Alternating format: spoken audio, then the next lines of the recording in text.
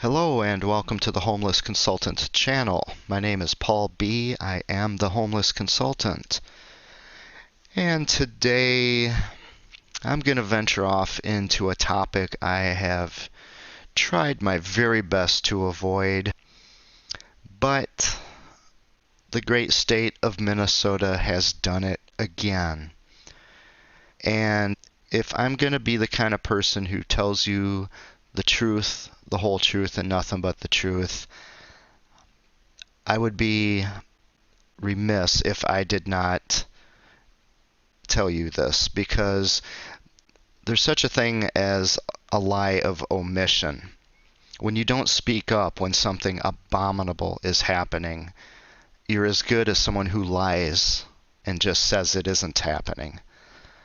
And I'm not going to be that person. What I'm talking about is basically just a headline in the Minnesota news media, which of course they're going to do everything possible to push to the national news media. In a recent video, I told you just a few things about the way the media works, about the way that they do not go out and research anything themselves for the most part.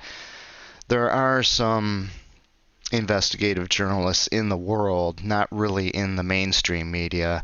There are people who are called investigative journalists, but call me old-fashioned, but back in my day, investigative journalism involved conducting something like an investigation, for example, which means doing research, checking facts, getting corroboration, independent corroboration, identifying lies, identifying liars, things like that. That's what it was for me. But I'm getting up there in years, right? So things have changed quite a bit. One of the reasons so many people today call the situation we're in today a, quote, post-truth culture. One of the reasons for that is because of one single movement, one single agenda-driven movement, one single hateful agenda-driven movement. What I'm talking about is the largest, most powerful, and without comparison, the wealthiest hate group that has ever existed on this planet. And you don't become that big and that powerful and that wealthy without having your tentacles in absolutely everything. Not just in Minnesota, but all around the world, including Antarctica and the North Pole.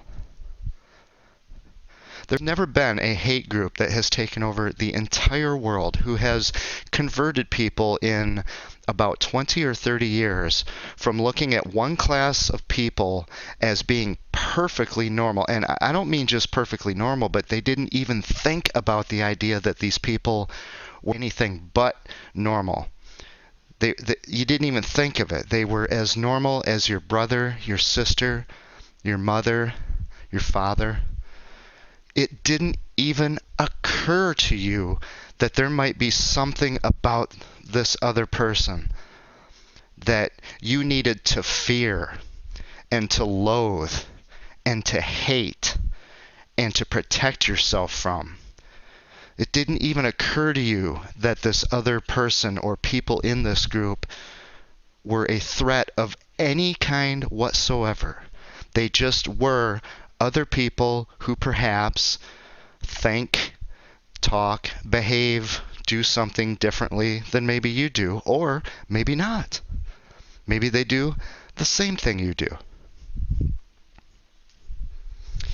This hate group is actually 500 years old.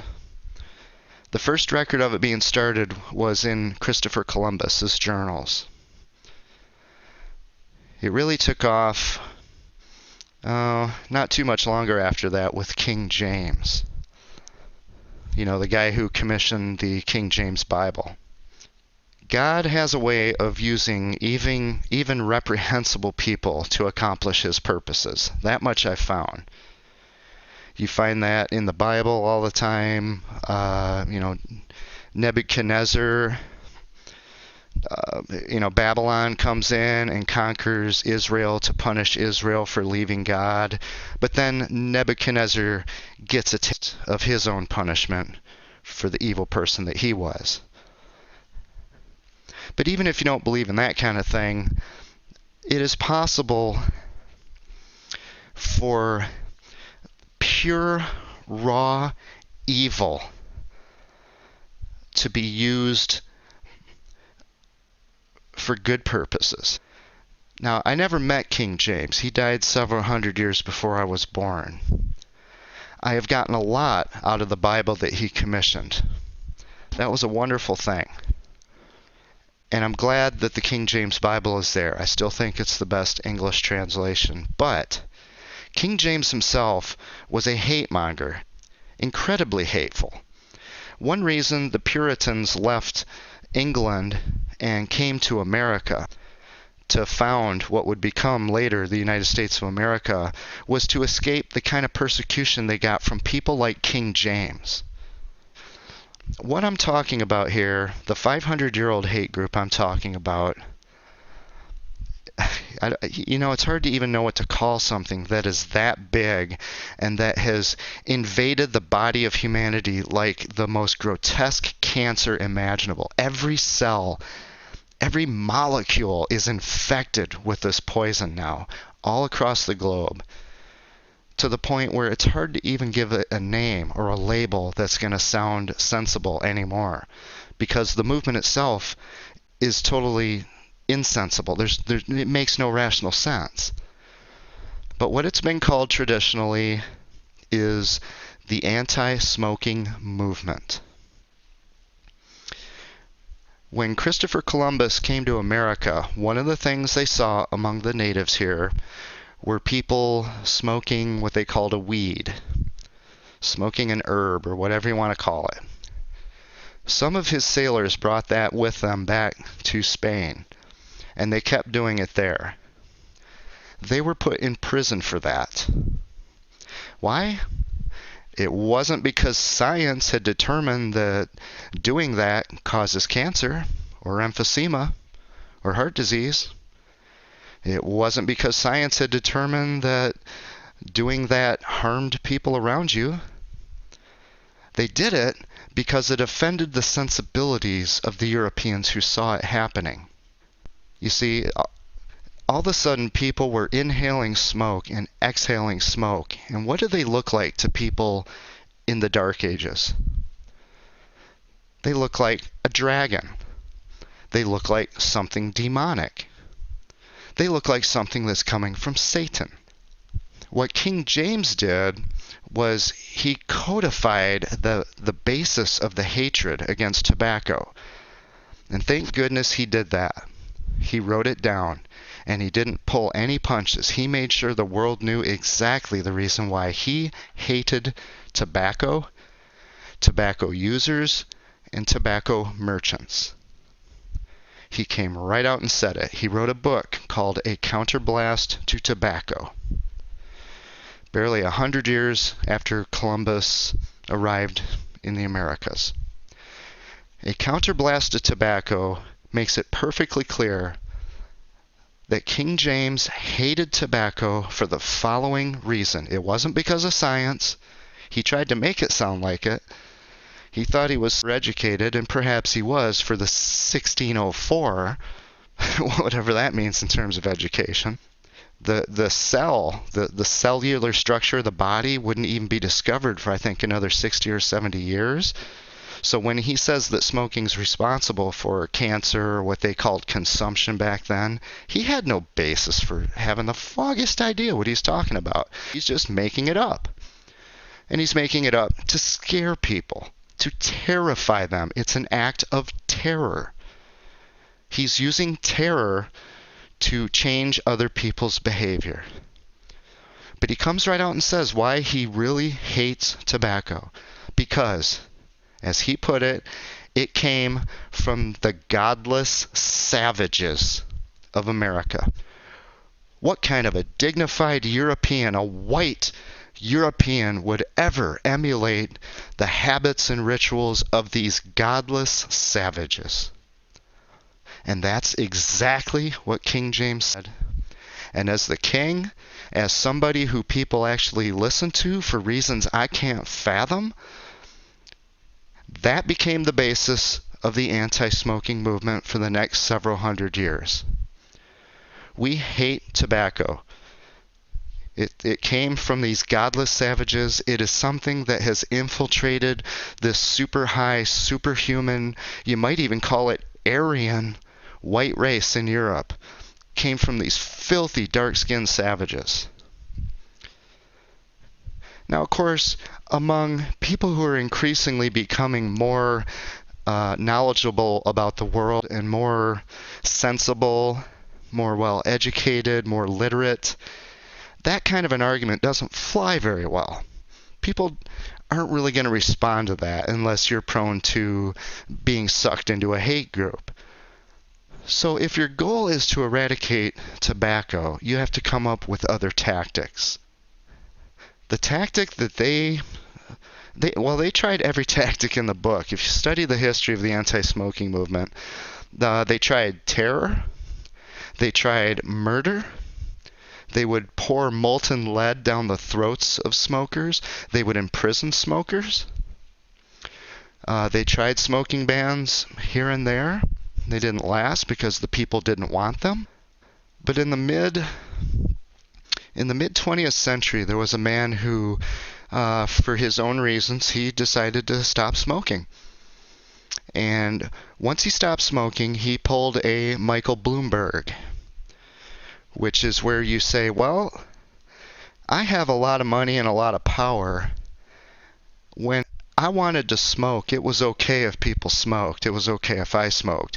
But once I quit smoking, and then I get a distaste for the idea of people smoking, now every other human on the face of planet Earth, now and forever in the future, has to do what I tell them to do. See, it was okay for them to smoke back when I was a smoker, but now that I've quit, everybody has to quit. And if they won't do so voluntarily, we're going to force them to quit. So what this former smoker named Adolf Hitler did was he went to the German medical profession, who were all, by definition, or else they wouldn't be in the medical profession, by definition, were members of the Nazi Party in good standing. And for just to boil it down into ordinary language, it's basically this. Hitler said, prove to me that smoking causes cancer. And then they basically said, well, evidence doesn't support that. We can't really do that. And then he says, no, you didn't hear what I just said. You didn't hear what I just said. I'm the guy who built Auschwitz. I'm the guy who built Bergen-Belsen. I'm the guy who's murdering 6 million people because of their race. I just told you to prove that smoking causes cancer. Now, what are you going to do? Can you guess what they did? They went out and they proved that smoking causes cancer. The problem is, science wouldn't allow them to do that, because science kept showing that it didn't, or at least that there wasn't enough evidence to have any scientific credibility. So here's what they did instead. They changed what science is. They changed how science is performed, how it's conducted. And science has been corrupted ever since. When you hear the phrase junk science, that's where it came from. But remember, they were not in power for that long, and they had a big war that really ate up their resources during the reign of the Nazis. They came up with a lot of propaganda techniques. They had their own posters up there telling people that smokers were killing them. You know, smoke is killing you.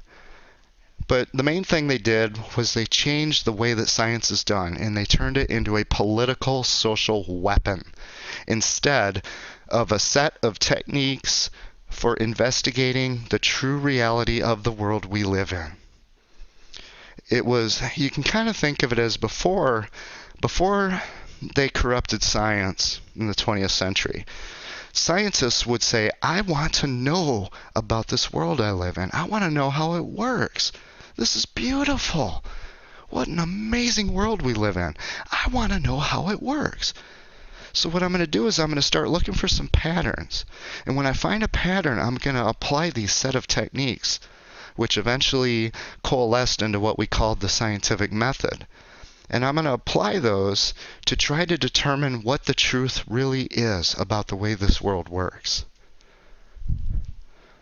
What the Nazis did was they said, we're going to have an idea of what the truth is to start with, and then we're going to go out and we're going to manipulate data, we're going to manipulate techniques, we're going to manipulate the publication of scientific studies, and we're going to use propaganda and press releases to, quote, prove the original statement that we just came up with out of thin air in our heads.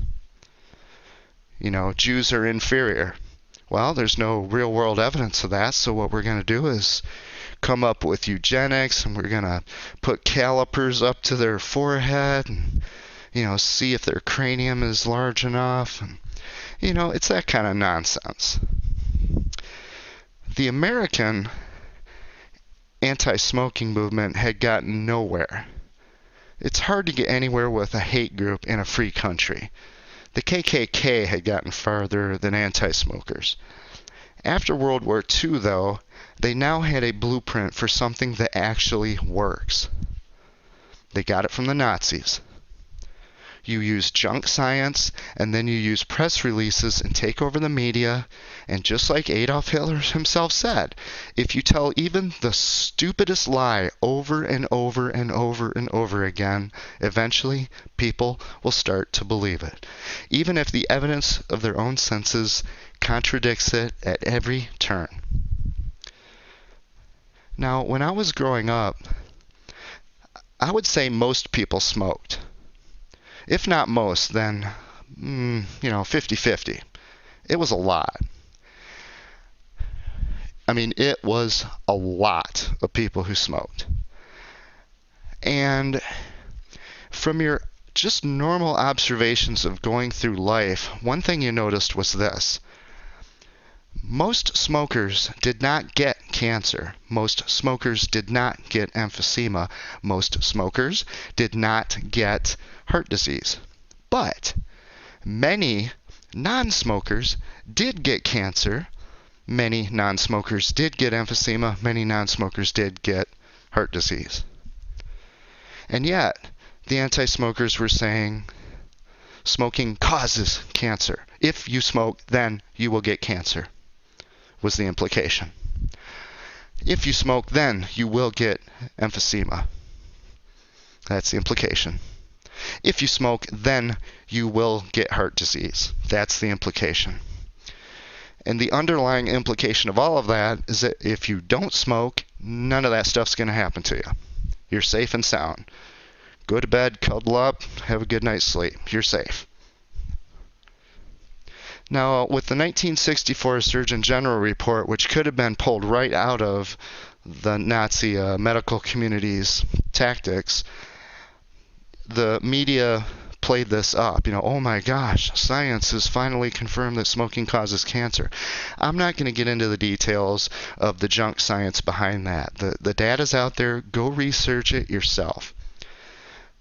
But what I'm going to say is that, the attitudes of people towards smoking changed quite a bit, but we still lived in a free country, so it didn't necessarily affect, what people's behavior. Then the government started getting involved, and that should have been the biggest red alert in American history. I think it was 1970, on New Year's Eve or New Year's Day, tobacco advertising on TV was banned. They were telling private businesses where they could advertise and where they could not advertise. Now remember, the basis for telling companies that was what I just told you. It was junk science. It was press releases. It was a hate group. There wasn't science that was saying smoking caused all these problems.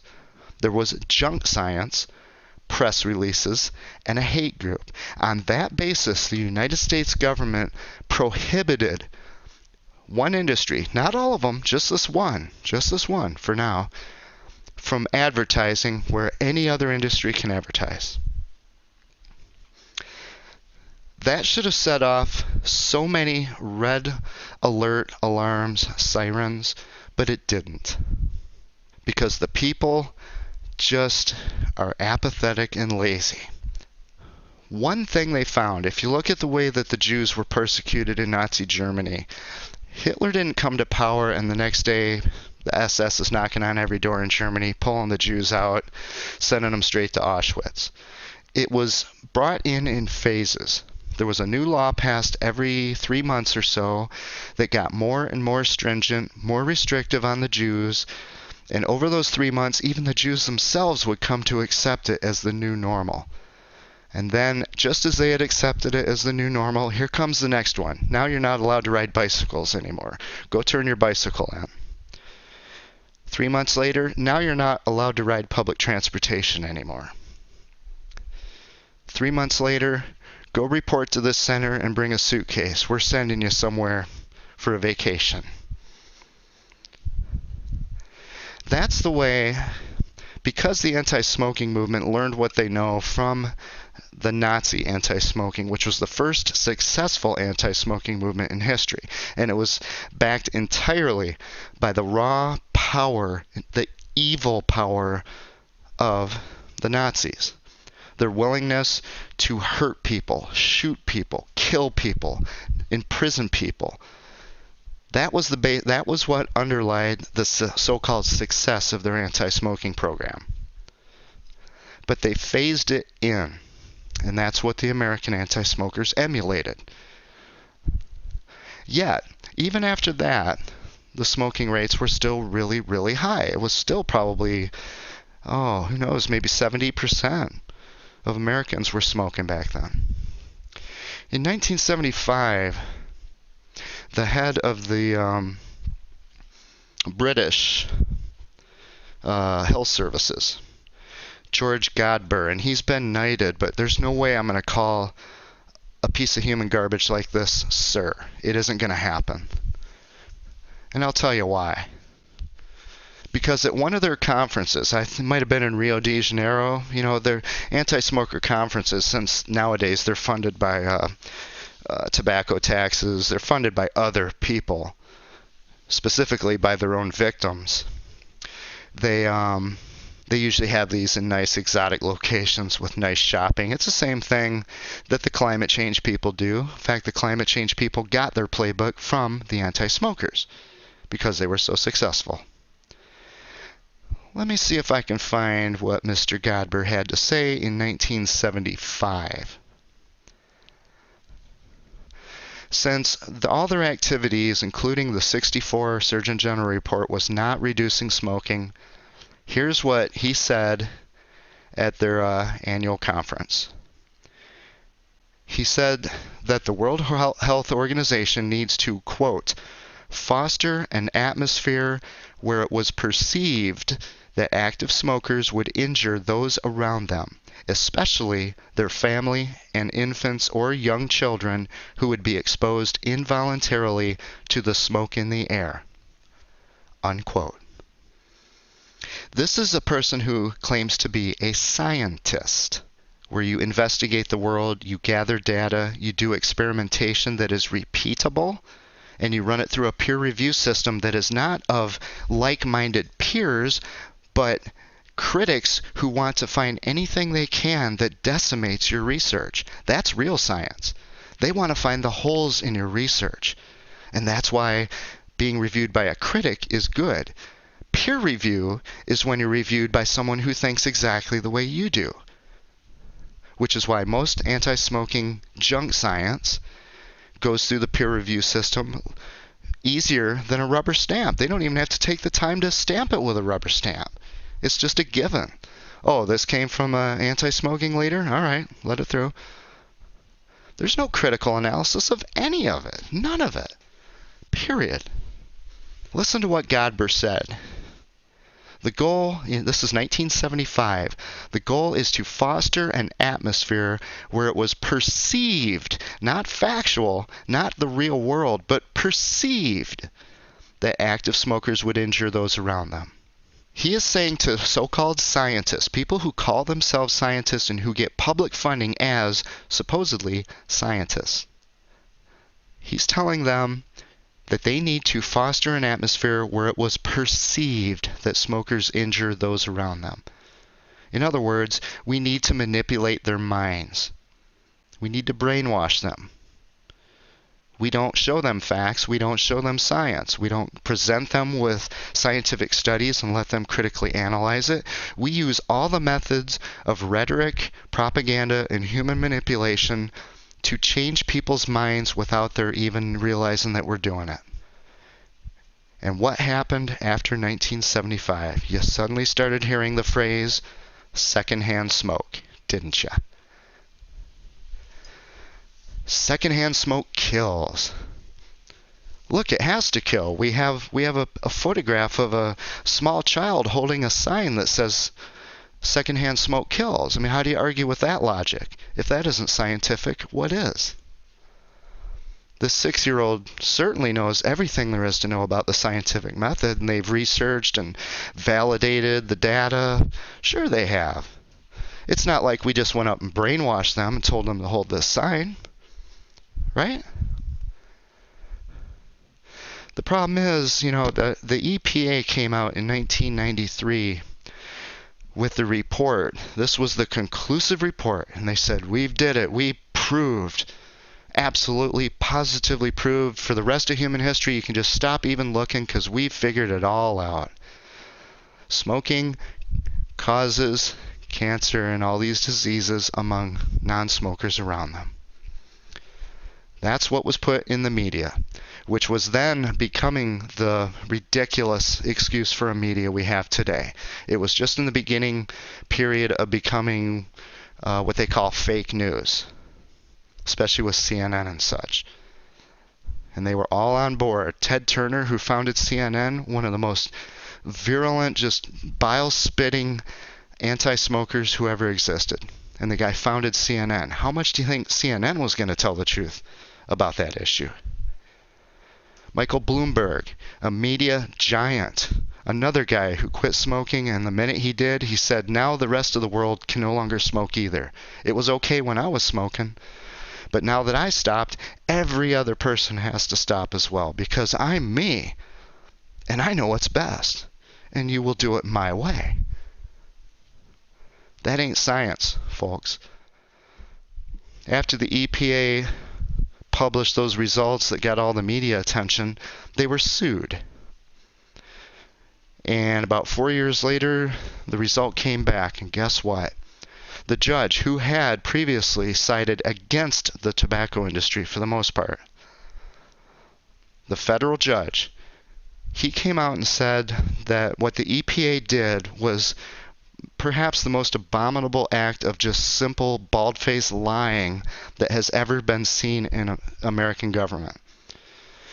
They even published the results of their study before they began the study.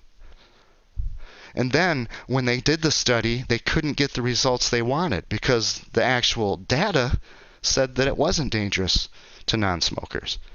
So they had to keep cooking the books. They had to keep cherry-picking data. And they ultimately, what they ended up doing was they actually changed the methodology of science. They changed the statistical criteria that was necessary to, quote, prove something. Because the reality wasn't giving them the answer they wanted. But how much did you hear that in the news media? If that had been in the news media, the EPA probably would not exist today. They would have been shut down and there would have been people in prison. But instead, what do we have? We have now probably the second generation that has been trained, not through science, but through propaganda, rhetoric, manipulative media. They have been trained to hate hate smokers with all their heart and all their soul, to fear them, to loathe them, to avoid them, to persecute them, and of course, to tax them. When I was in high school, I believe a pack of cigarettes would cost about $1, maybe $1.25. Today, for what it's worth, it costs about $9, $10, depending where you are in the United States. Where's that other $8 and $9 going exactly? Is it going to the tobacco industry? No. Those are tobacco taxes. A product which on the free market would cost about $1 now costs $9 or $10. Okay? In the world, there are approximately 1.5 billion smokers. You can argue the numbers all you want. There's no way to know for sure. But all things being equal, somewhere in the neighborhood, 1.5 billion smokers. Okay? Now, granted, other countries have different currencies. The value of their currency differs compared to ours. But again, all things being equal, if we take the value of the dollar, like in Minnesota, what is it? It's probably over $9. So, that's about $8 that goes in taxes to somebody other than the tobacco company who took all the effort to make the product. And it's being taken from the person who uses the product. In other words, it's being taken from the victim and given to the anti-smokers so that they can finance their persecution of that same victim who just gave them the money. And if that sounds kind of familiar, you might want to take a tour of Auschwitz sometime, perhaps online, where you can see how all the Jews' possessions, when they arrived at the death camps, all their possessions were taken away, including the fillings, the gold fillings from their teeth, so that they could be sold for what purpose? To finance the persecution and extermination of the Jews. Does that sound familiar? And at that point, the anti-smoking movement became the anti-smoking industry. If you take 1.5 billion smokers worldwide, an average of 1 pack a day that they smoke, and $8 of those packs that they're spending every day is going to people who hate them and want to exterminate them, and want to convince the rest of the world that that smoker is the most evil, loathsome, despicable threat to humanity that has ever existed. If you add up those numbers, you know what? It doesn't matter if the numbers are perfectly accurate or not. You can tell just from doing simple math. The anti-smoking industry brings in more money every year than any other industry on the face of the earth. That includes illegal drugs, illegal guns and arms. There isn't even room for comparison. Find me an industry that even makes $1 trillion a year, let alone profits $1 trillion a year.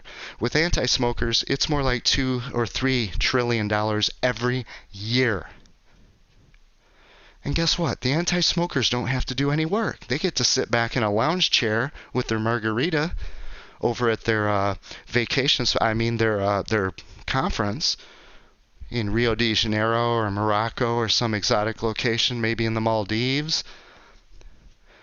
And the governments of the world go out there with their guns loaded, pointed at smokers and say, you will pay these taxes or we're pulling the trigger.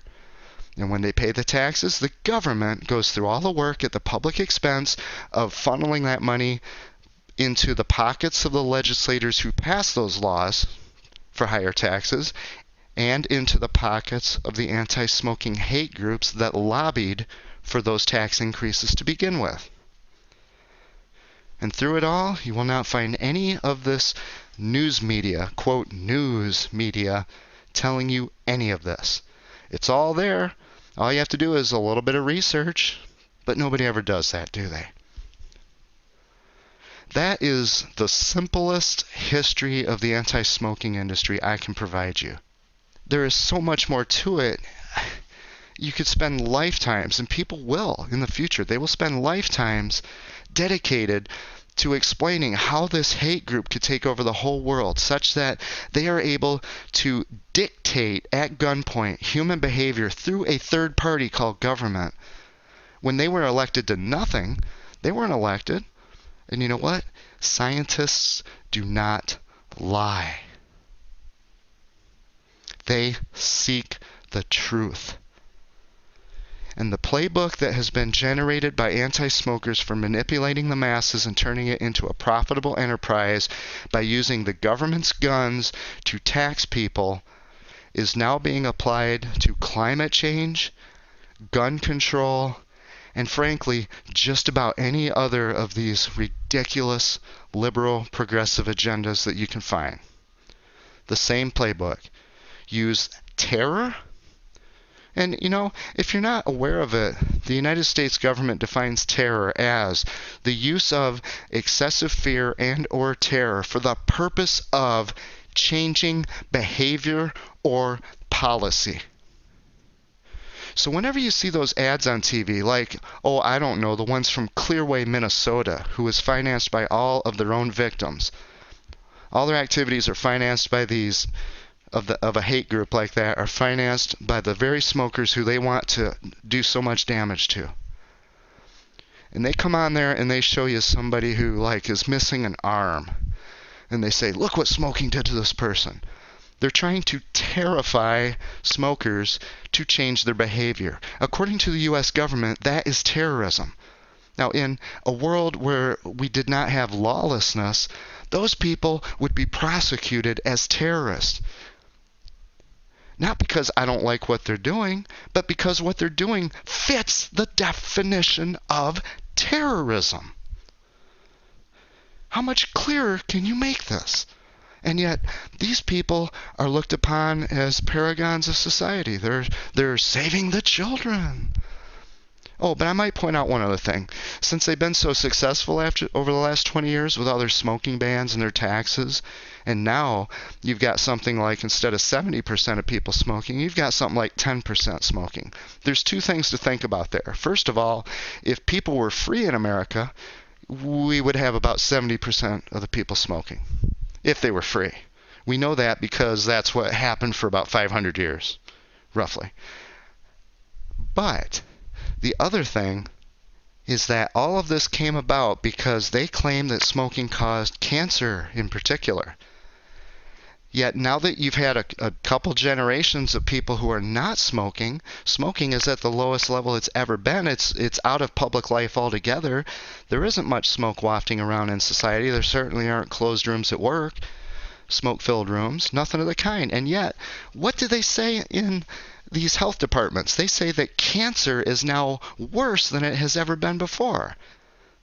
Once again, propaganda and human manipulation can make people look at the obvious right in front of their eyes and see something entirely different.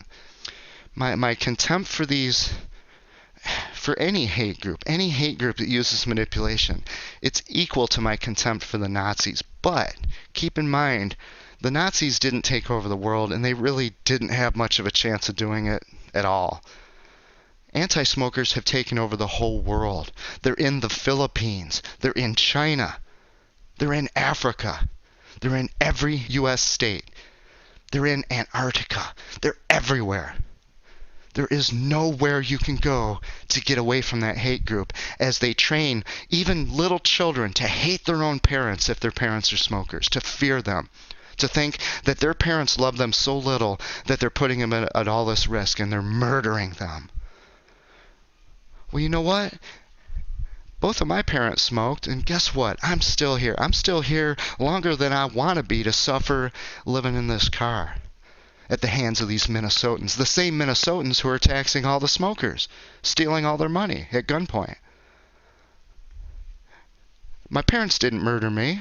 I'm healthier than anybody around me. I grew up in that stuff. I grew up in the smoke-filled home. Somebody's lying. Again, this is just the minimal history of the anti-smoking movement turned industry. The most powerful, wealthy, and just evil hate group that has ever existed on this planet.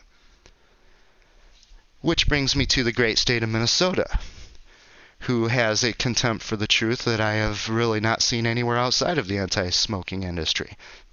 Minnesota, their media recently reported this headline: Minnesota reports first vaping injury death. Most of the headlines say Minnesota reports first vaping death. Now, if you're not familiar with it, vaping is nothing to do with smoking. You're not lighting tobacco on fire and inhaling smoke. You're using electronics to take a liquid and turn it into a vapor, which you inhale and exhale. And it has flavor in it and, nicotine. Personally, I don't understand the appeal of it. I don't get it.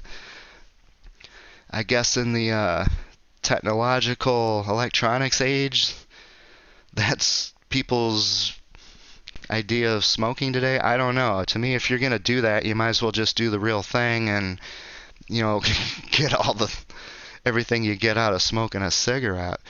But whatever. If people want to do that, I don't care. That's their business, not mine.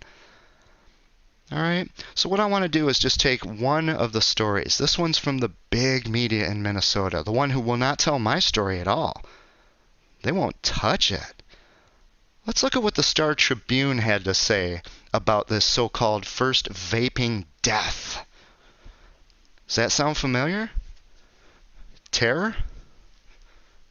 Scaring the heebie-jeebies out of people for the purpose of changing their behavior or policy?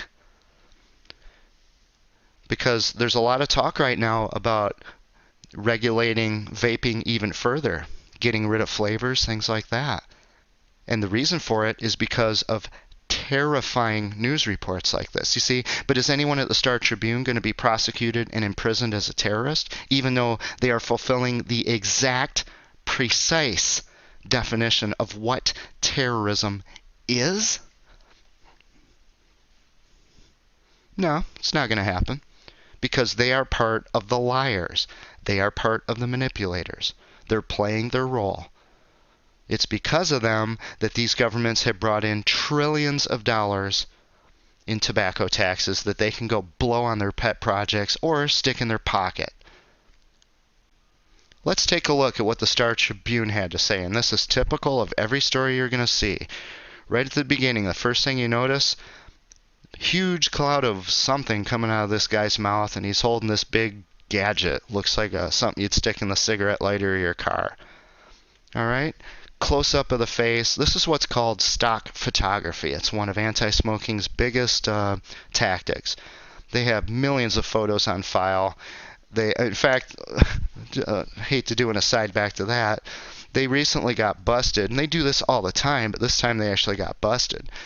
They do things like they'll show a diseased lung and say, this was a smoker's, but then you research it and you find out it's actually a pig's lung. They do that all the time because smokers don't have black lungs, do they? They only have black lungs if they have a disease, just like non-smokers. See, it's the disease that causes the black lung, not the smoking. You see how that works, right? But they tell you if you smoke, then you have black lungs. So since you can't find a smoker with black lungs unless they have a disease, why not just go out and get a pig's lung who has a disease? Well, they got busted this time because now they're coming out. They claim that smoking causes every malady known to mankind. They're saying that it causes you to lose your limbs. You're going to have amputations because of it. All right, so they used a stock photo to illustrate this. So they showed a picture of somebody. Maybe they were smoking a cigarette and they only had one arm, right? The problem is the person whose photo they took saw that and they raised a big holy uproar because they're like, I lost my arm in a car accident. What are you doing using this for your propaganda? That's how much research these so-called scientists and, quote, investigative journalists do. They just go and grab some stock photography and they use it with total impunity. They will never be prosecuted for lying. They will never be prosecuted for terrorism, even though they are probably the very worst terrorists that this country has seen. They can even make a child fear their own parent. These people are abominable. And guess who's leading Guess who's leading this circus in the state of Minnesota? The Minnesota Department of Health.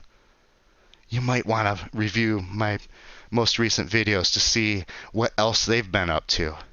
I mean, they hire these children out of college who don't know anything. They've been raised in a generation where they don't even teach the scientific method. These kids don't have the foggiest idea that they're even lying, that they've got at the Minnesota Department of Health. All right, let's look at the Star Tribune story. The headline says, Minnesota reports first vaping injury death. Okay, if you do what Henry Kissinger said he did, he said, I only read, or he probably said it more like, I only read the headlines so that I can know what it is that the people are being told to believe. See, so Kissinger, he would save time. Instead of reading the stories, he just read the headlines because that's the only thing that mattered. Because whatever the headline says is what the ignorant masses are going to believe because they don't research anything. They don't verify anything. They trust the news media even when the news media is an organ of a lying hate group. So what does this headline say? It says Minnesota reports first vaping injury death.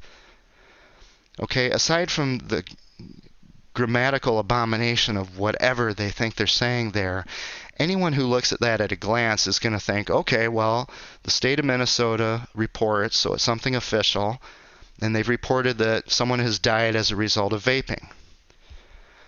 Okay, and the implication of that is that, wow, vaping must be dangerous. You know, somebody died from it.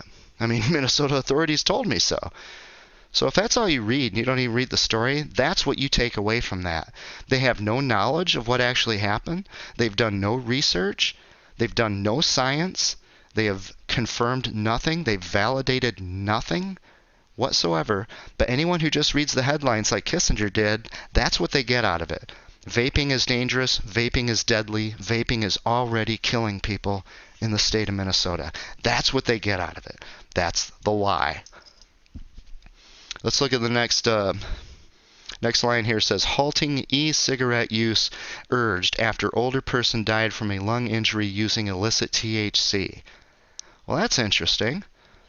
So who's urging the halting of e-cigs, especially since an e-cig doesn't use illegal THC. It uses nicotine and flavored vapor. I mean, if you read this at all, it looks to me like this person was using a vaping device to basically smoke marijuana. That's not what they sell in the stores. They're not selling marijuana in the stores. They're selling e-cigs to smoke or vape or whatever you want to call it. Basically vapor, water vapor, and flavored water vapor. There's no marijuana in there. There's no meth. There's no... So right there in the subline, it already qualifies this, and it says, well, this isn't even talking about what the vast majority of people are doing with e-cigs. They're just smoking vapor, or inhaling vapor, whatever you want to call it. But they're talking about an older person who was using an illegal drug. So why would you urge halting the use of e-cigs because somebody used it illegally? Maybe you should go after the lawbreaker. All right, let's look at, where's this go on from? All right, the next line says, Minnesota has recorded its first death in the outbreak of vaping-related respiratory illnesses, one of 5 reported nationally amid a growing number of U.S. cases. You know what occupied my time before I was reading this? It was the story of 2 people who died. They're talking about what they call a, quote, outbreak of 5 nationally? I was looking at a story where a woman, this country minor celebrity, country music star celebrity, whoever she is, who had been ticketed for drunk driving before, she somehow was not driving properly. She tapped into the truck in front of her, and then she veered off to the left, and she hit a 16-year-old girl's Jeep head-on and killed both of them.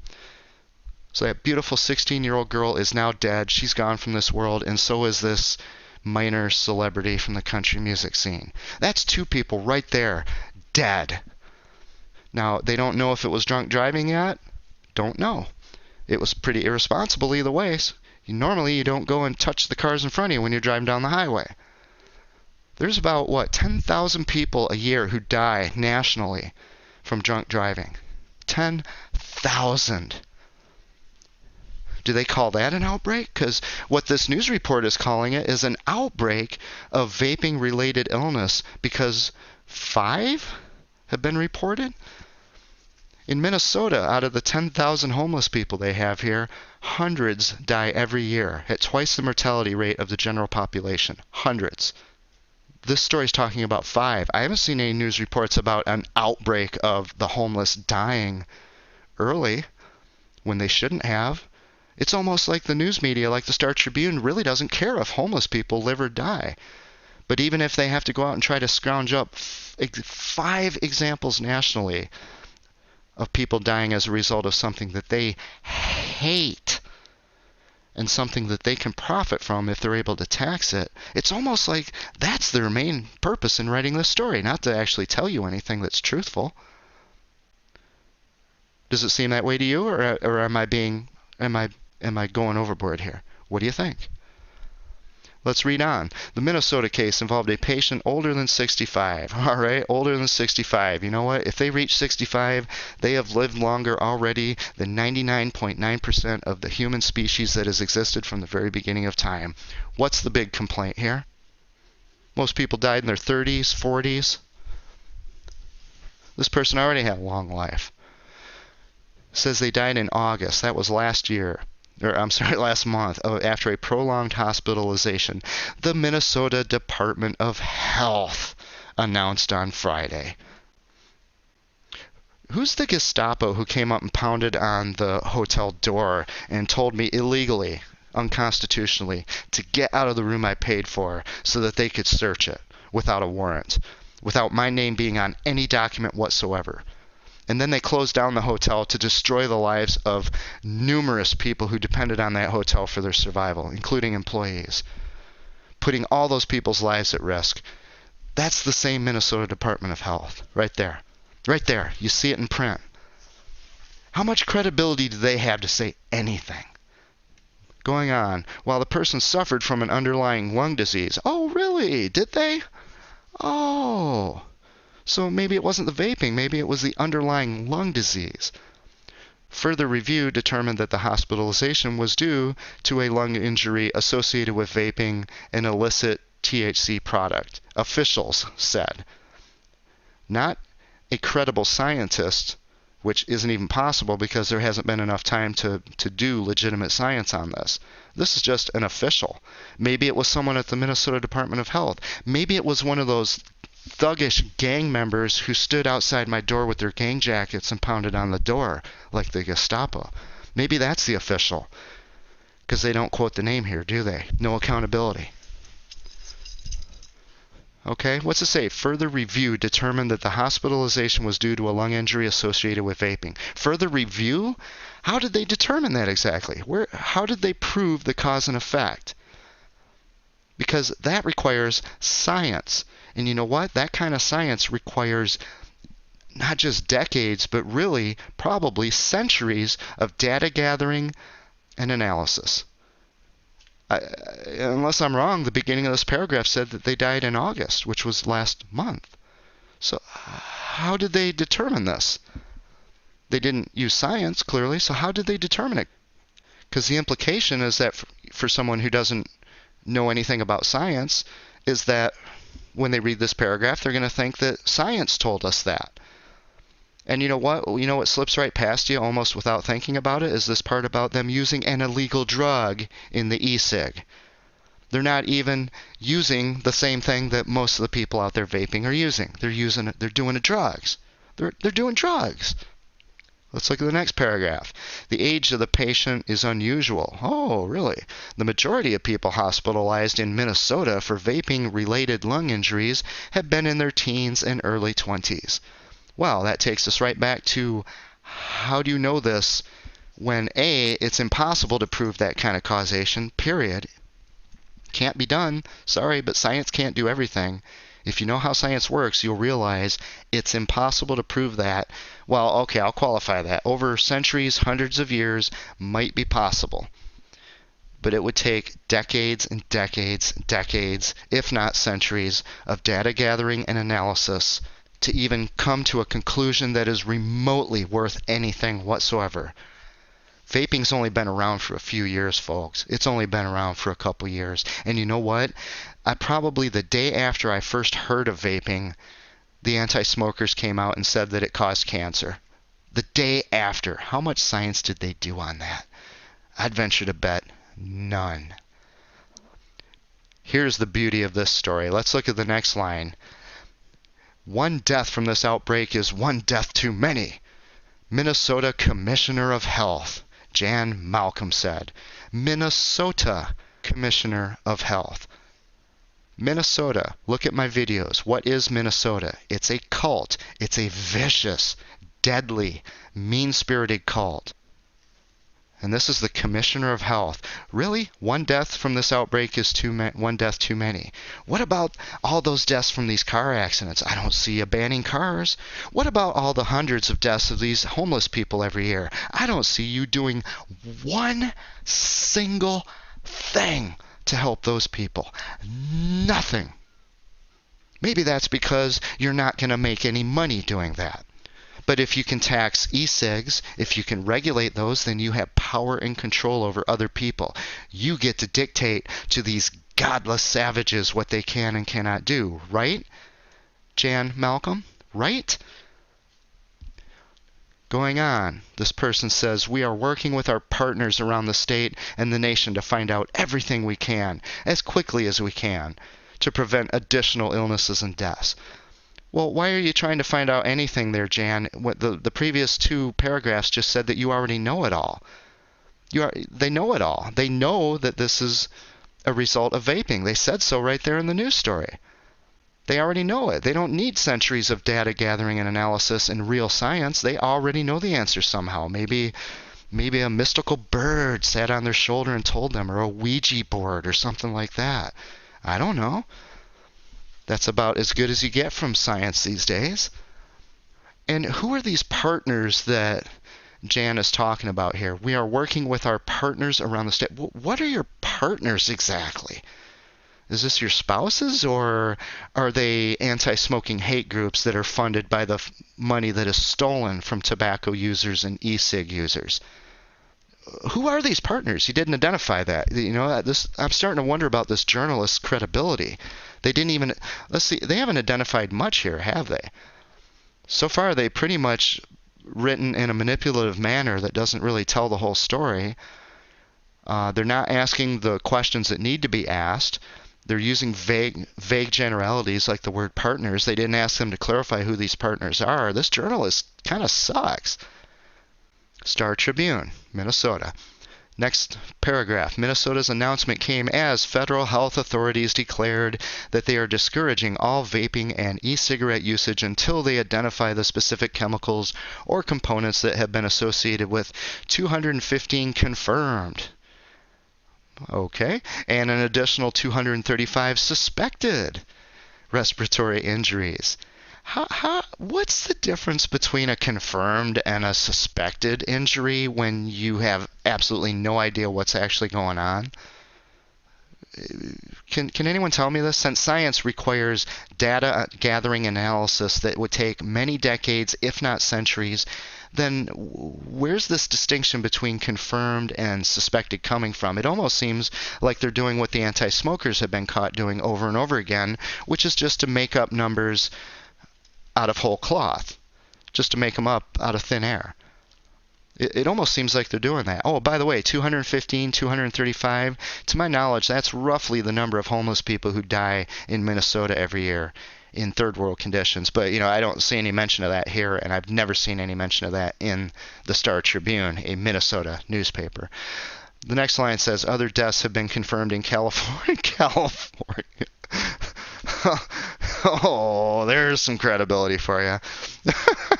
Other deaths have been confirmed in California, Illinois, yes, the Obama land, Indiana, and Oregon. Oh, Oregon.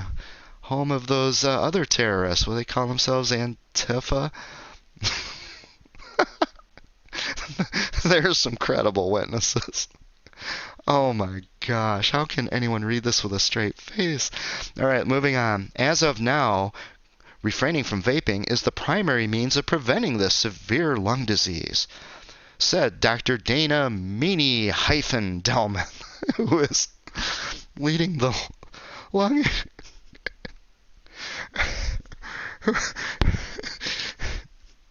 All right, bear with me. Who is leading the lung injury response for the U.S. Centers for Disease Control and Prevention. Oh my goodness, people, if you had studied the anti-smoking industry for the last 30 years like I have, if you knew all the details of what they're doing, what I just read would make you bust out laughing as well. The U.S. Centers for Disease Control. That is the closest thing to an official state-sponsored hate group that you will ever find. It is about as credible as the stuff that I leave in a toilet. Unfathomable. Going on, state health authorities in Illinois and Wisconsin published findings from their first 53 cases in the New England Journal of Medicine. Oh, God. I'm sorry, folks. I should have read the whole thing first. I just knew it would be full of lies, but I didn't read the whole article before I went into this because I just know it's coming. I've seen it for 30 years. New England Journal of Medicine, once again, about as credible as the bottom of a toilet. Oh my gosh. You talk about peer review. That's peer review. Hey, buddy, it sure was fun out at the cabin. You know, you're welcome to come to my cabin anytime. Well, thanks, John. I appreciate it. You know, oh, and don't forget to send me that research study you just did so I can do my peer review on it. I'll make sure everything goes really well. Wink, wink, as you send it to the New England Journal of Medicine. All right, well, thanks, Fred. I'll see you at the cabin next week. All right, take care, buddy. Bye-bye. That's your New England Journal of Medicine. Going on. Most had used vaping products containing THC. What? Let me get this straight. They're saying that they have 53 cases, which, to begin with, they probably don't have the foggiest idea if they have anything to do with vaping. And now they're saying most of them had used an illegal drug. Okay, this is ridiculous. This has nothing to do with people using legal vaping products. This is people doing drugs. What do you expect to happen? They're doing drugs. But others had also used nicotine-based products. Oh, they had also used nicotine-based products? Also used. That means they were using illegal drugs. See that word also if you understand English grammar. That's what that means. And a few had only used nicotine-based products. Okay, there we go. So a few had only used nicotine-based products. But which brings us right back to the beginning, which is that they haven't told us anything credible about how they're even identifying that these cases have anything to do with vaping. They've just got people coming in with lung problems, and they ask them, are you vaping by any chance? Why, yes, I am. Oh, okay. And they write it down as, this is related to vaping. That's how the anti-smokers did it. Where do you think they got all those mortality numbers? Anybody who died who was known to be a smoker was assumed to have died from a smoking-related reason, even if they died because they were murdered by an anti-smoker, which happened quite a bit, by the way. Or didn't you know that? You did know that, right? You've paid enough attention to know that that's how the anti-smoking industry works? Apparently this fine journalist here wasn't aware of that. Moving on, these diverse circumstances added to the mystery of what exactly had caused healthy teenagers and young adults to suffer from such severe injuries that they needed hospitalization and often intensive care. Okay, let's look at this. These diverse circumstances. Guess what that means, folks? That means that the odds of you using science to figure out what's going on here just plummeted. And if you are going to find an answer to it, you might as well add a couple more centuries onto the data gathering and analysis. The more complicated, the bigger the matrix of possibilities you have for a cause and effect relationship, the greater the number of data and length of time and analysis that is necessary to evaluate it. Vaping has only been around a few years. These people are talking about stuff that happened days or months ago. They're lying through their teeth. If you know anything about legitimate science, it is obvious. What they're saying makes no rational sense. It has nothing whatsoever to do with science. Nothing. It's like people claiming they understand climate because they've been looking at temperatures for the last 20 or 30 years, or 100 years, or 200 years. It isn't enough data. Period. It isn't enough data.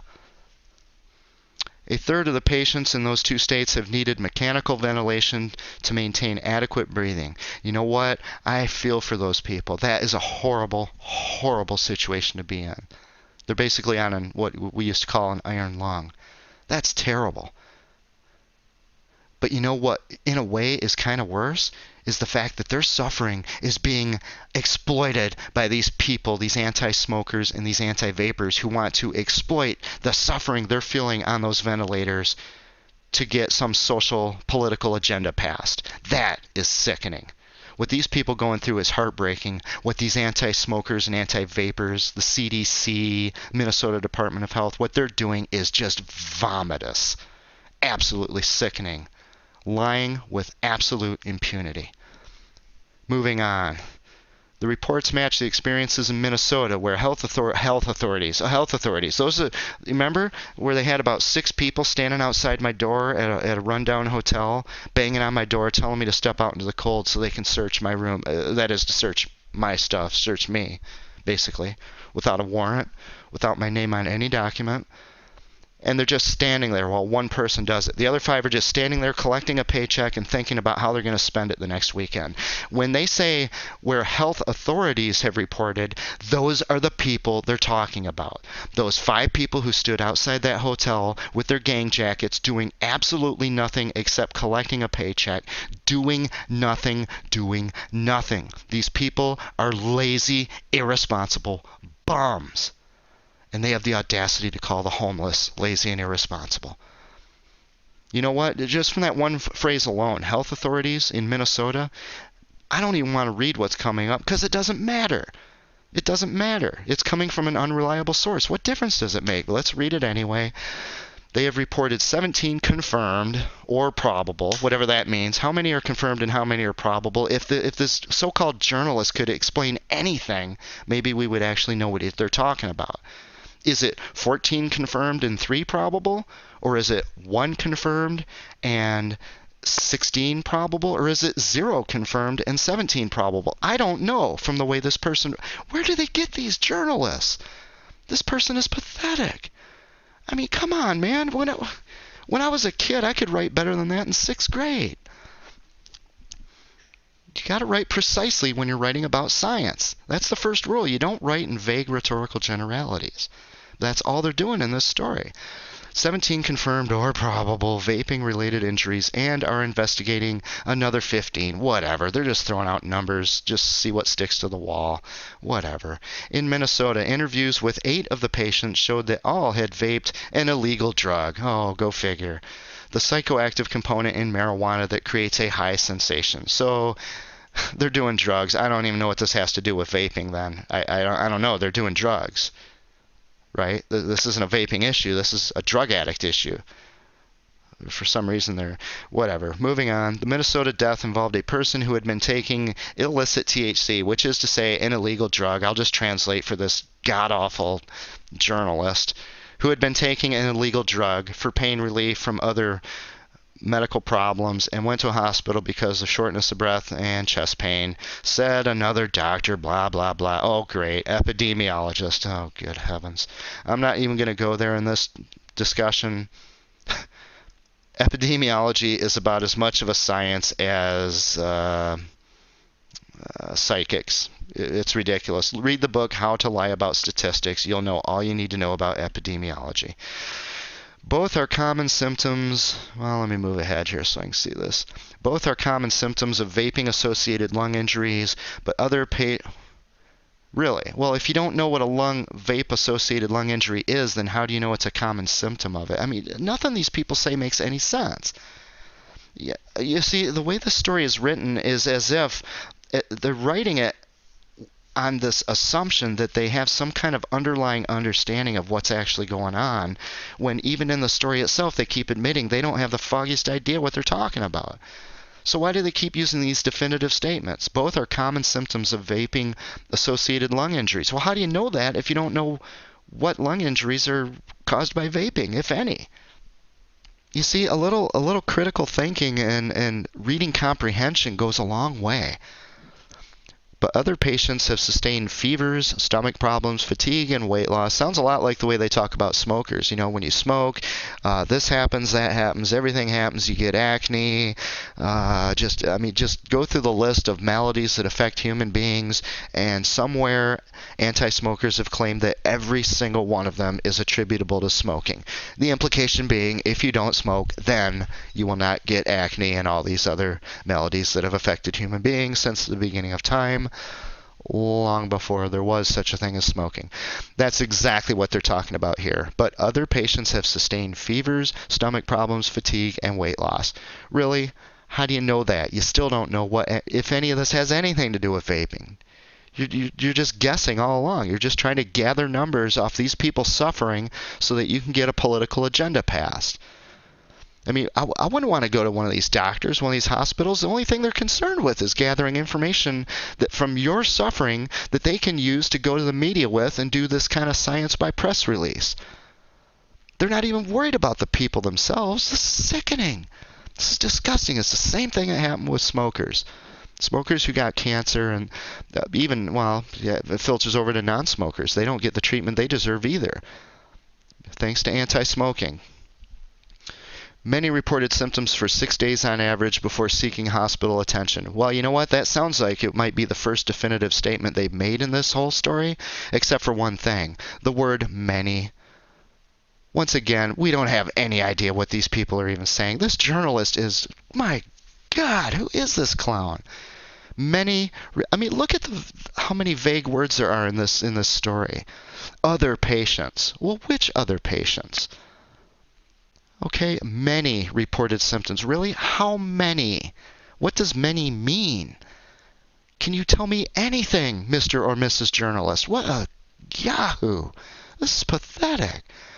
All right, moving on. Malcolm said none of the cases have been associated with inhaled THC compounds that are legally available through Minnesota's medical marijuana program. Oh, the state's dealing drugs.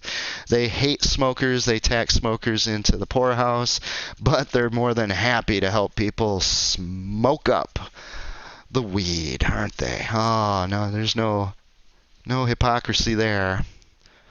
While investigators can't rule out a risk, which again is a non-statement, that means absolutely nothing. While investigators can't rule out a risk, well, then you can't rule in anything. You don't know what you're talking about. The state is maintaining that program and its products. Okay, so we don't know what we're doing, but we're going to keep going with it. That way people can smoke up and we can get some of that weed ourselves. Cool. That's Minnesota's way. Patients with concerns should talk to their doctors. Oh my God, there you go. There you go. That'll help. So the doctors can gather some more information to do some more science by press release, to get some more regulation and domination and control and tax revenue. And when they're all done with that, they might have a little time left over to actually help you with your illness. If you read this line, that's exactly what they're talking about. Patients with, you know what they're saying there? They're saying this is a tactic that the anti-smokers used for decades. Okay, this is like those pharmaceutical ads. Those pharmaceutical ads say, have you been feeling depressed lately? Well, you might have, googa baga baga hooga hooga biga biga biga syndrome. And they come up with some stupid name for a syndrome. And if that's the case, our product can help you. What they're doing is they're trying to get people to self-diagnose themselves. You got millions of people out there watching that commercial and they go, man, I've been depressed lately. I must have that ooga booga syndrome. Like depression isn't just a part of normal life, right? That's exactly what these people are doing here. And you know what? This is not, it says Malcolm said, but it isn't in quotes. So I don't know if this person's paraphrasing this journalist, but this phrase is crucial and it probably flies right by most people. Patients with concerns should talk with their doctors about switching from blah, blah, blah, blah, whatever. Patients with concerns. What that means is that when you read this story, if you suddenly, you've been having this symptom lately and you don't know what it is, but you do a little vaping.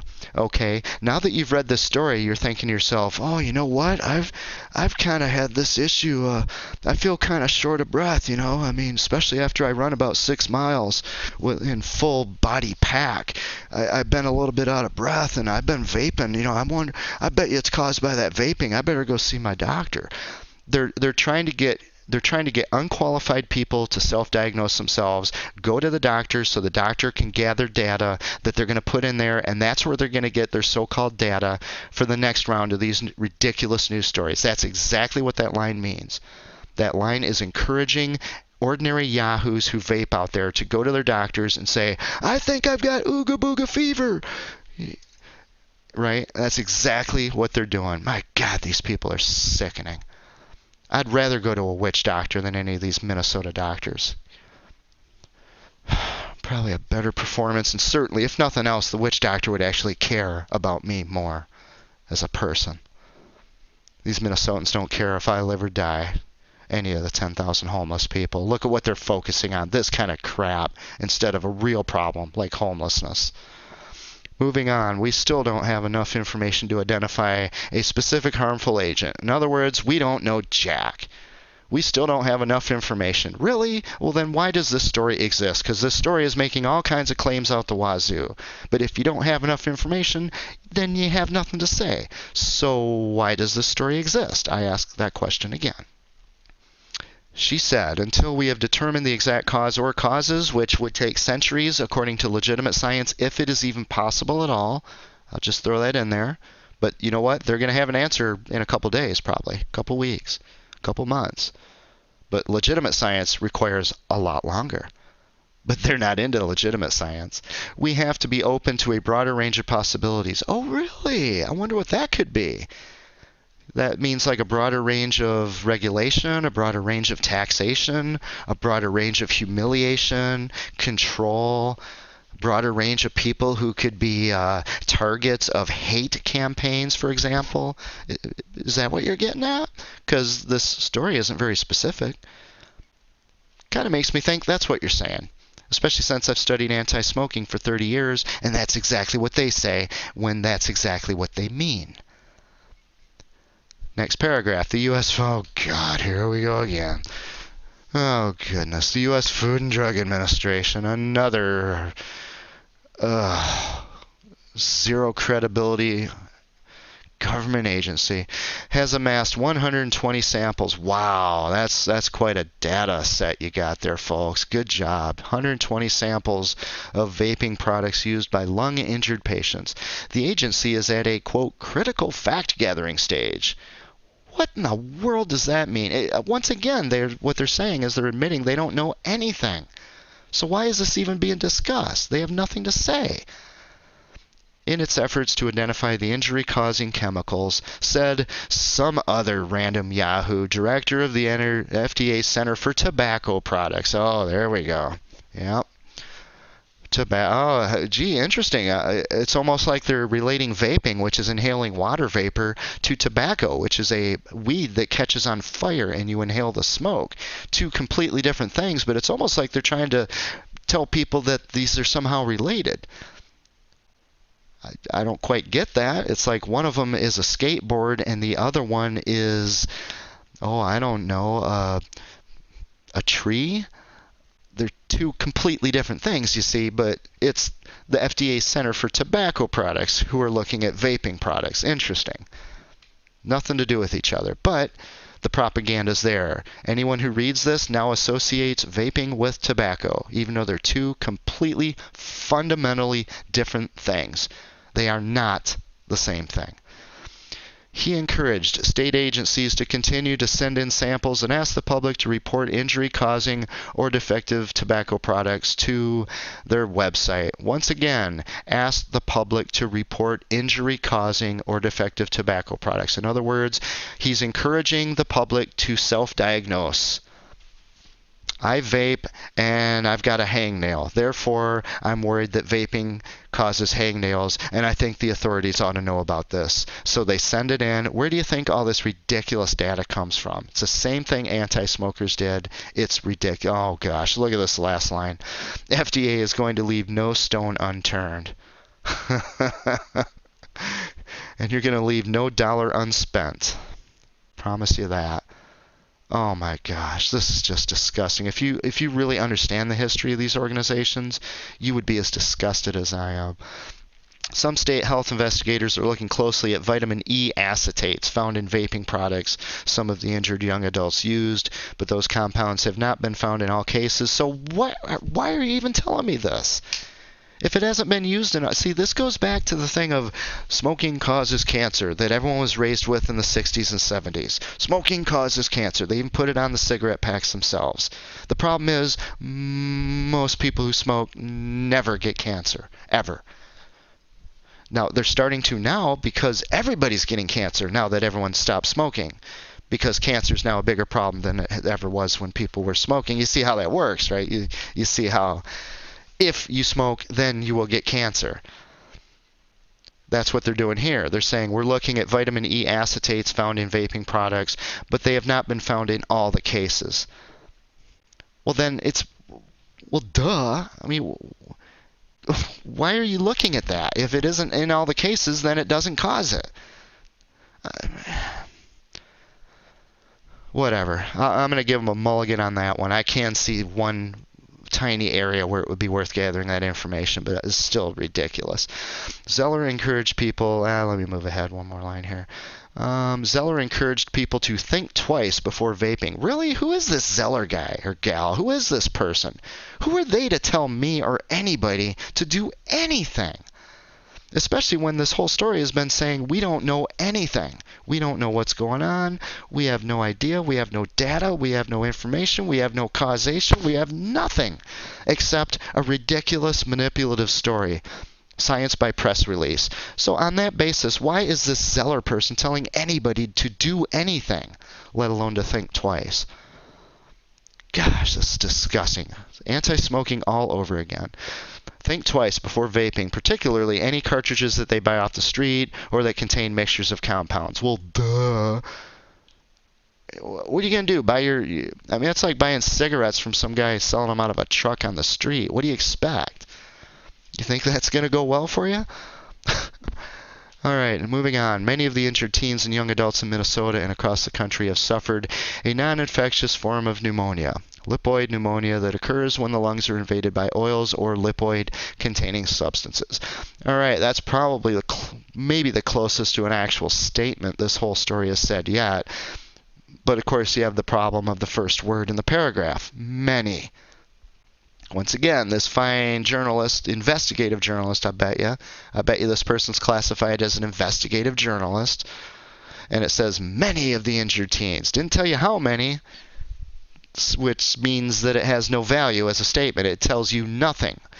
It tells you nothing. You can't discern any information from that statement. Many of the God, this is the worst writing I've seen. Oh, these guys just get worse. Federal officials released the first agreed-upon definition of a vaping-associated lung injury. Agreed upon. Science by consensus. There we go. That takes us all the way back to cold fusion. Remember cold fusion when Pons and Fleischmann came out and they claimed that through a chemical reaction they were able to generate more energy than went into it, or something along those lines. It was basically like it wasn't fusion like nuclear fusion, it was chemical fusion.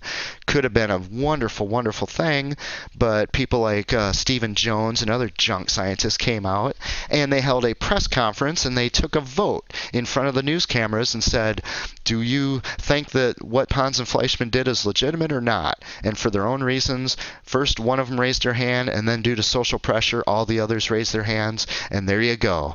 By the consensus of a bunch of morons, Pons and Fleischmann's careers were ruined, and the world was deprived of cold fusion, possibly forever.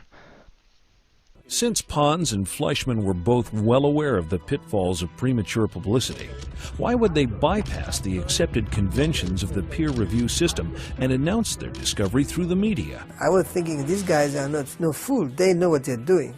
These are good scientists. Prior to the 1989 announcement, Stephen E. Jones, a physics professor at nearby Brigham Young University, learned of Pons and Fleischmann's work through an informant at the DOE. In a flagrant example of shameless opportunism, Jones insisted on going public quickly with his comparatively much less clear results. Disparaging the excess heat claims of Fleischmann and Pons, Jones' announcement would have effectively prevented the two scientists from patenting their process, a process they had developed on their own over long years of research. On the advice of university attorneys, Pons and Fleischmann, feeling their backs to the wall, reluctantly delivered their work to public scrutiny. Though their discovery posed a very clear challenge to the energy industry, it was the scientific community, mostly physicists, which raised the specter of doubt and wrongdoing. This experiment hasn't been reproduced by any national laboratory or any university yet without a good football team. Cold fusion researcher Dr. Robert Bush. Our reaction was not unlike that of other physicists who thought, on the one hand, gee, that'd be marvelous if they're doing it, and then on the other hand, my God, chemists doing it for probably pennies compared to what physicists have taken from the public coffer over the last 40 years, in the order of $40 billion to do hot fusion. That's how science by consensus works. That's what this line says. Federal officials released the first agreed-upon definition of a vaping-associated lung injury. Since they just admitted through the story, they don't have the foggiest idea what's going on. They don't have any data. They don't know anything. How can they agree upon anything? That's nothing more than a consensus. That is not science. It's garbage. In an effort to standardize the search for and detection of cases. Yeah, of course. Yeah, and you know what? They're going to set it up in such a way to make sure that it is easy for anyone who vapes to have every toothache and hangnail that they, male pattern baldness, whatever happens to them, if they vape, they're going to be listed as a vaping-related illness. You just watch it. Just take what I just said and remove it from this video. Put it in your audio on your MP3 player and listen to it 5 years down the road. I promise you that's what's going to happen. These people are following the anti-smoking playbook to a T. They are absolutely following what the anti-smokers did throughout the 80s and 90s. I recognize every single thing they're doing here, including the crappy journalism. Infectious causes must first be ruled out, and dense pulmonary infiltrates. Ooh. Them big words, ain't they? Must be found in the lungs via X-rays or CT scans. Well, you know, only big scientists have X-rays and CT scans, so there's no way for you, the average Yahoo, the average clown on the street, you're never going to be able to confirm or deny what they're doing, are you? Because you don't have your own X-ray machine. You don't have your own CT scanner, do you? And that's another thing they do. They come out and they say, well, you don't have the education we do. You have no business talking about this. And that's exactly what they do. That's the reason that this line is here. It's to make sure you realize that you are not qualified to comment on this because you don't have this bigwig equipment. You don't have an X-ray machine or a CT scanner. And you can't use big words like pulmonary infiltrates, infiltrator,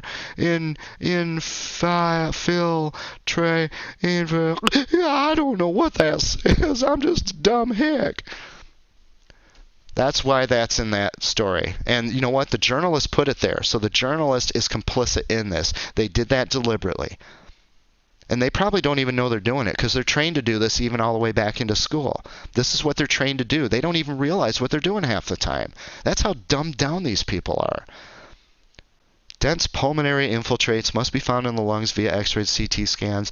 Cases require people to have vaped within 90 days of their first symptoms. 90 days, totally arbitrary. Why not 89? Why not 91? They do this all the bloody time.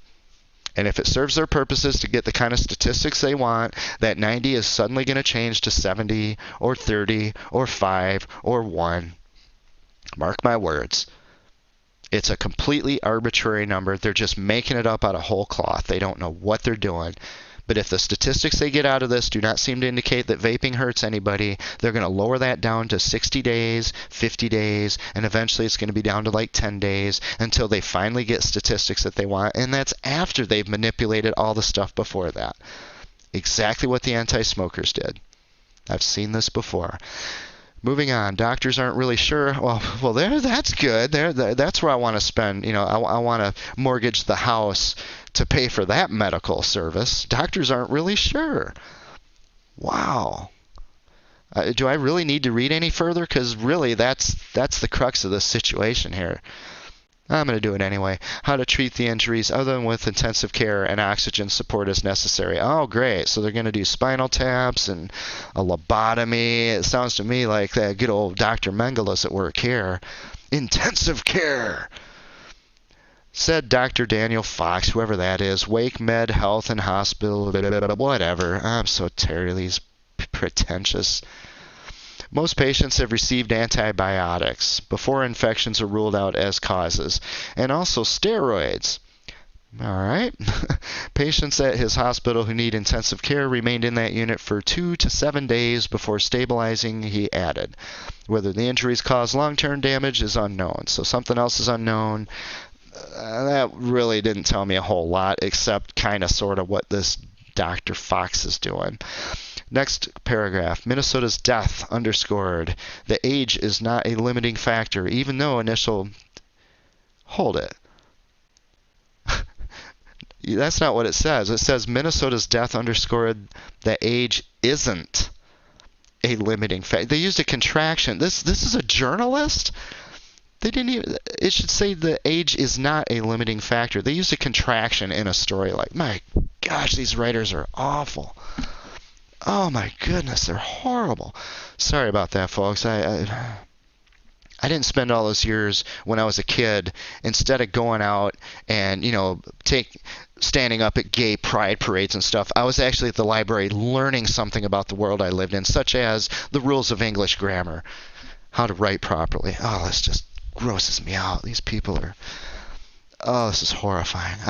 You don't know what I'm doing for you people by giving you this video. This hurts so bad. 30 years I have had to watch these hate groups with these anti-smokers take over the whole world while you didn't even notice it. And I'm sitting here going through all that trauma again as I watch these people do it to you again. You have no idea what I am doing to myself by reading this stuff to you. And I sure hope you get something out of it. And I sure hope you do something with it. Because they're going to repeat this once again if you don't stop it. Minnesota's death underscored that age is not a limiting factor, even though initial cases were discovered in teens, Linfield said. Doctors will need to at least ask older patients about vaping and tobacco use when evaluating any respiratory systems. Well, of course they will. Of course they will. You know what that means? See, but let's say that vaping did not exist. Okay, only tobacco use existed. When someone goes in and they have some kind of a symptom that's even remotely related to the respiratory system, the doctors these days, of course, are going to ask you, well, do you smoke? And if you say yes, or, well, I did for 20 years, but I quit 5 years ago, they pull out their pen and they put the little note in there for the National Health Database that can be used against you for one thing, but also that is used in their so-called research. That's what they call science, right? Now, before the healthcare system became this ridiculous fascist fiasco, they didn't ask questions like that unless it made sense to do it.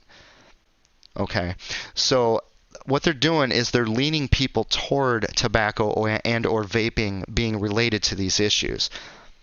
Now, I'm not against them asking questions like this. The problem is the reason they're asking these questions. They're doing it to gather what you might call personal information data that will be used in these just god-awful meta-analyses and everything later on, where no science is involved. They don't even study human subjects. They only study personal information about people, and they claim to come up with a scientific understanding from that. That's exactly what this gathering of data is about. But you don't know that, do you? Because they've never told you that in the media, and you haven't studied it for 30 years.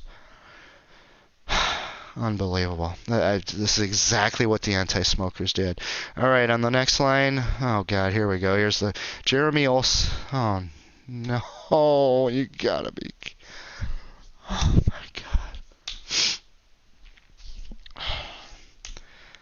Jeremy Olson is a Pulitzer Prize-winning reporter covering healthcare for the Star Tribune. Oh my God. Trained in investigative and computer-assisted reporting, Olson has covered politics, social services, and family issues. Oh my God, folks, I'm so sorry. I didn't read this story before I started this.